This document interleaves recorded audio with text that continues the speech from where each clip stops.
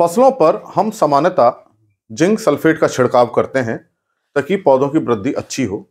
और zinc sulphate को जो हम खाद डालते हैं, चिलेटेड वाली जो आती है उसको हम बुआई के समय डालना चाहिए। अगर चिलेटेड वाली ना हो तो सामान्य जो जिंक वाली आती है 21 या 33% वाली, वो डालनी हमें चाहिए। लेकिन हम देखते हैं कि कभी कभी फसल में जिंक की डेफिशिएंसी आने लगती है, तब हम इसका छिड़काव करते हैं 21% वाली या 33% वाली। इसी के साथ साथ आजकल बाजार में बहुत वाटर सॉल्युबल फर्टिलाइजर्स आ रहे हैं, एनपीके 12-32-16 तो एक कॉमन है ही, उसका 52-34 वाला भी आता है और दूसरे फर्टिलाइजर भी आते हैं।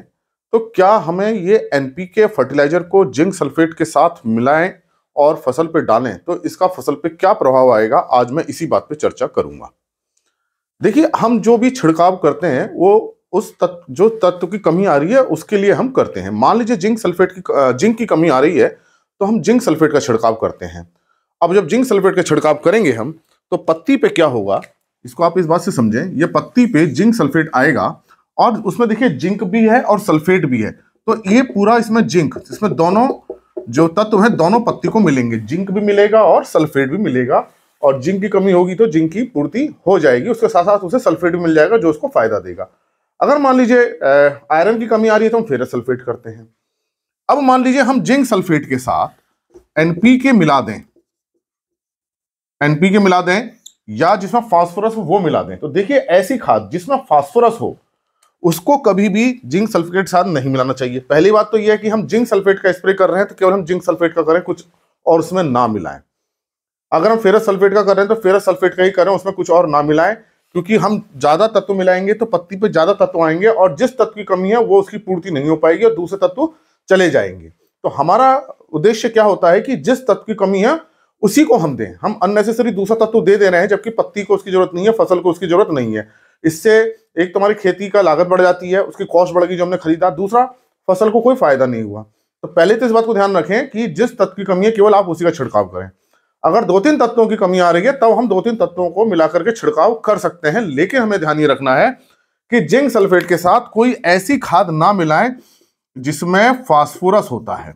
अब ये देखिए, एनपीके जो खाद आती हैं, चाहे ये 12-32-16 है, चाहे एनपीके 52-34 वाली आ रही है, 54-32 वाली आ रही है, 54-32 वाली आ रही है, या हम एसएसपी है या डीएपी है, तो जब भी देखिए ऐसी खाद मिलाएंगे जिसमें फास्फोरस है तो जिंक और फास्फोरस ये दोनों आपस में मिल जाएंगे। क्योंकि आप जैसे इसका सॉल्यूशन मिलाएंगे, पानी में बनाएंगे दोनों खादों को, तो ये जिंक और फास्फोरस मिलके एक अविलय पदार्थ बना लेता है, जिंक फास्फेट।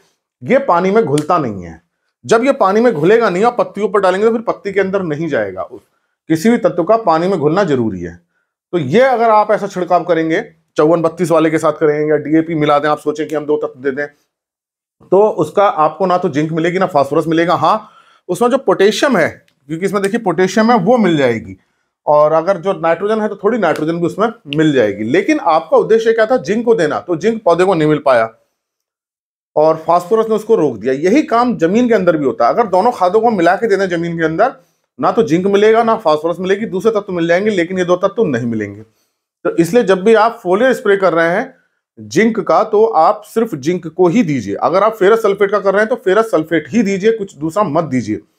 और अगर ये खाद आपको देनी है तो ये देखिए, ये खाद सब जमीन में दी जाती है। इमरजेंसी के केस में हम एनपीके को दे सकते हैं, 54-32 को, वाटर सॉल्युबल है, इस पर मैंने एक वीडियो बना चुका हूं। लेकिन ये इमरजेंसी की बात है कि हमने इसका छिड़काव कर दिया। अगर हमें इसका छिड़काव करना है तो इसका अलग करें और जिंक का अलग करें, क्योंकि दोनों मिलकर के एक ऐसा कंपाउंड बनाएंगे जो पानी में नहीं घुलेगा, अविलय हो जाएगा, पौधे उसको नहीं ले पाएंगे। तो होगा क्या कि पौधे को नुकसान तो नहीं होगा, ऐसा नहीं होगा पौधे जल जाएंगे, कुछ बात होगी, लेकिन आपको फायदा भी नहीं होगा।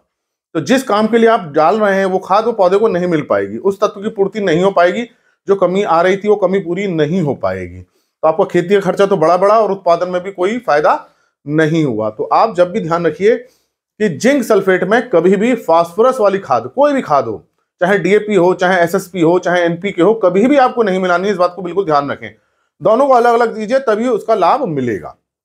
तो आज मैं इसी बात पर मैं चर्चा करी कि जिंक सल्फेट का अगर आप स्प्रे करने जा रहे हैं तो उसके अंदर कुछ दूसरी कोई भी फास्फोरस वाली खाद बिल्कुल भी भूल के ना मिलाइए, आपको उससे कोई लाभ नहीं होगा। उसका कारण मैंने आपको बता दिया कि जिंक और फास्फोरस, फिर से सुन लीजिए इसको, जिंक और फास्फोरस मिलके ऐसे कंपाउंड्स बना लेते हैं जो पानी में घुलते नहीं और पौधे को नहीं मिल पाते, ना वो जड़ से जाएंगे ना वो पत्ती से जाएंगे, तो आपका इसमें नुकसान हो जाएगा। इसी प्रकार की चर्चा के लिए आप कृषि किसान प्लेलिस्ट देखिए। अब मैं डॉक्टर अमित भटनागर, पंतनगर कृषि विश्वविद्यालय में प्रोफेसर के पद पर कार्यरत हूं और मेरा यही प्रयास है किसानों तक सही जानकारी पहुंचे ताकि उसका लाभ वो खेती में ले सकें। तो इसके लिए मैंने किसान भाइयों के लिए अलग से प्लेलिस्ट बनाई है, कृषि किसान, जिसमें आप हिंदी में चर्चा सुन सकते हैं। और अगर चैनल सब्सक्राइब नहीं किया है तो सब्सक्राइब कीजिए और इन लेक्चर्स को ज़्यादा से ज़्यादा लोगों के साथ शेयर कीजिए ताकि उनको भी सही जानकारी मिल सके और खेती में लाभ ले सकें।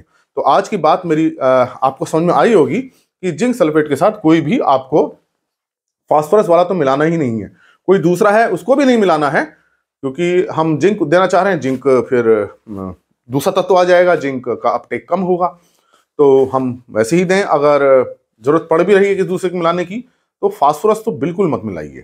तो इस बात का आप ध्यान रखिए कि जिंक और फास्फोरस को चाहे मिट्टी में दे रहे हो चाहे आप छिड़काव से दे रहे हो, कभी भी एक दूसरे के साथ ना मिलाएं। धन्यवाद।